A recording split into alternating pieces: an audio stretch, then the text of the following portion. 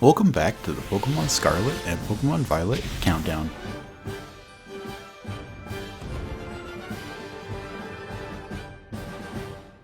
So today on the Countdown, guys, I want to talk about the two remaining starter Pokemon that I have not mentioned before on the Countdown, which is a little weird because I talked about Sprigatito back in like June, but we're here to talk about Fuecoco and of course Quaxly.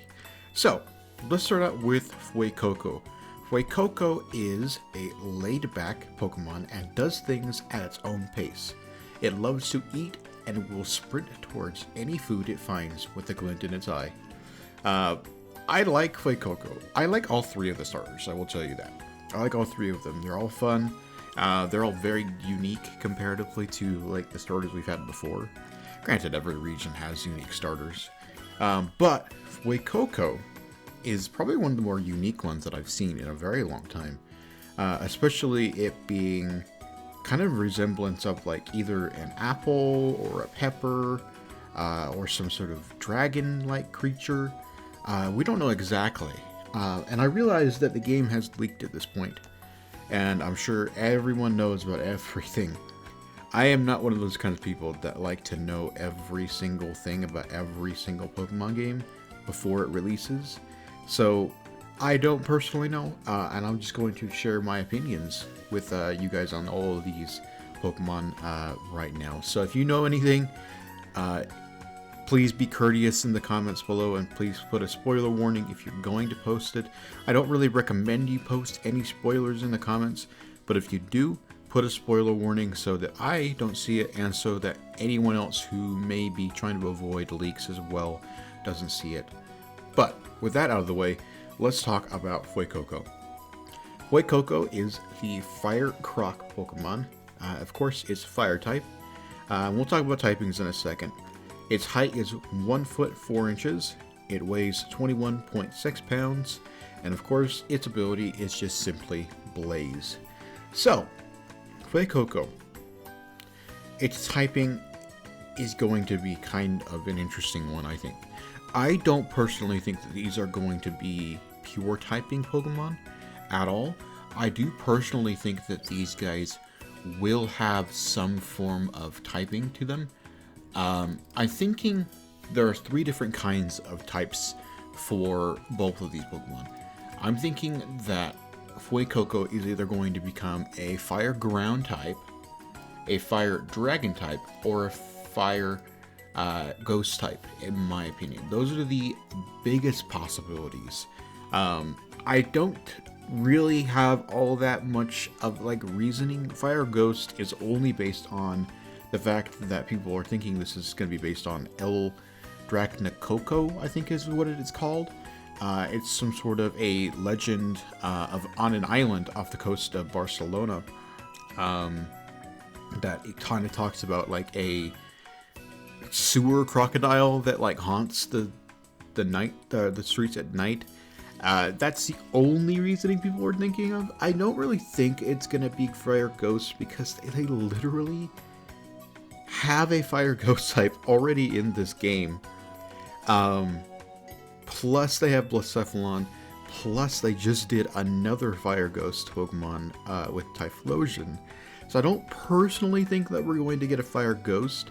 But I think Fire Ground probably makes the most sense out of every one of the typings that I've chose. So Fire Ground or Fire Dragon or Fire Ghost. Fire Dragon, of course, is only based on the fact that it looks like a dragon. I don't personally think it's going to happen. As cool as it would be the first, one of the, well, not the first, but one of the first starter Pokemon to get like a fire, to get dragon typing, which would be really, really cool. But Ground is also a really good opportunity, I think that they should go with. So, but that's my thoughts on its typing. Let's talk about the information that we have other than that. Scales that absorb heat. External heat is absorbed by the square scales on Fuecoco's stomach and back, then converted into fire energy. These scales are always very warm, and at times they can grow to be very hot. They'll probably be able to spit fire-type moves out of them, possibly. I don't know how that's going to work exactly. And then overflowing fire energy. Flickering atop Fuecoco's head is a fire energy that is leaking out from inside the Pokemon's body. When Fuecoco gets excited, its head sprouts more with flames. So another example of the same thing. I don't think it's going to tie into some sort of hidden ability. It's just, it's a fire type Pokemon. It's a fire type starter. Very similar to, Charmander or not Monferno, Chimchar or Tepig. They all have some sort of fire coming out of them in some format. So I'm kind of interested to see what Fuecoco would evolve into. I think that for me, Fuecoco is probably like the second choice for me in starters. So depending on Quaxly's evolution, which we'll talk about in a little bit here, I would either go with Quaxly or Fuecoco. I think I'm definitely going with Quaxly. Don't get me wrong.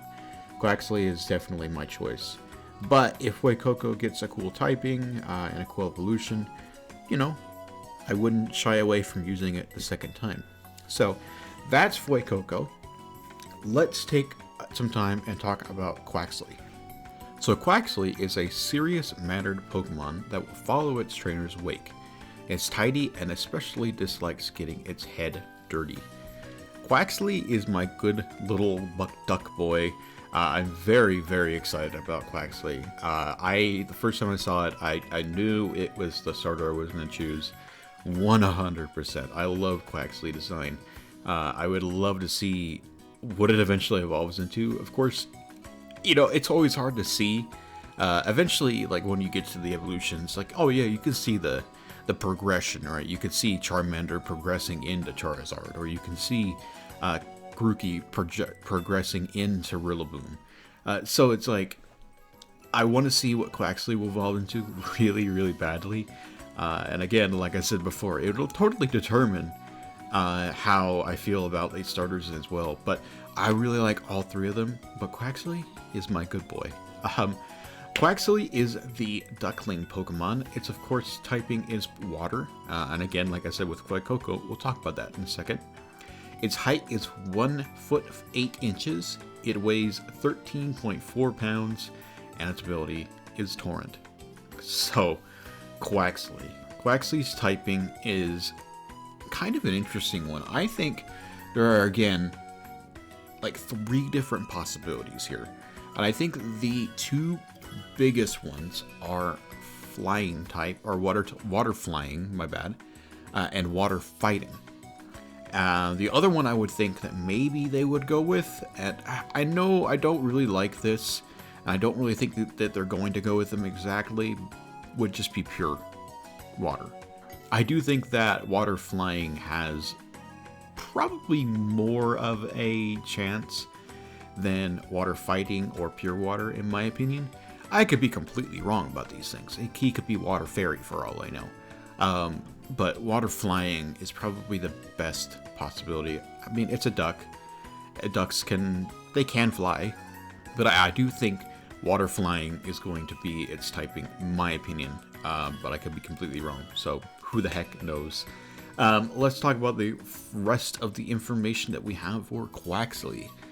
So Quaxly has a glossy gel that protects its body. Its body is always glossy because the gel secreted by its feathers repels water and grime. The coif on its head is slicked back using a rich, moist cream, and it becomes unkempt when dry. So he loves his hair. He's kind of like, almost like, I don't know if I want to call him a greaser, but he's more of just like I'm in a mansion, I'm Lima. Not that I really like that idea, but like, I do like the fanciness of him. He is very clean. He's like me. He's like a germaphobe, basically. I like that. He's a really cool boy. And then it uses its strong legs to swim freely. It has strong legs and is able to swim without difficulty, even in places with strong currents. In battles, it kicks its opponents swiftly and repeatedly. So it uses its legs to swim and to fight and to possibly even, fly. Who knows? But who knows? Quaxly is, of course, my choice. I've said it 1,000 times, so I'm going to say it 1,000 times more before the games come out. Quaxly is amazing.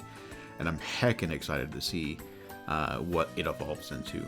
I wanted to say thank you guys for watching the countdown. I appreciate you guys so very, very much.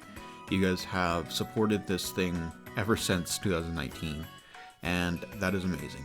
I know I haven't really been all that regular with the countdown, and I apologize for that. As I've said many times, I just got a new job a month and a half ago, and it's been a lot. It's been a lot, and the schedule is all over the place, and so it doesn't really leave me a ton of time to record any countdowns.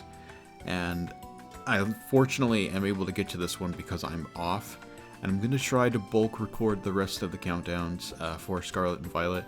We are like 3 or 4 days away from the game right now. I'm very, very excited because it's going to be a very exciting time for not me, but all of us. So I hope you guys are excited, and I hope I can continue to help you guys to feel hyped and to get ready for these amazing games.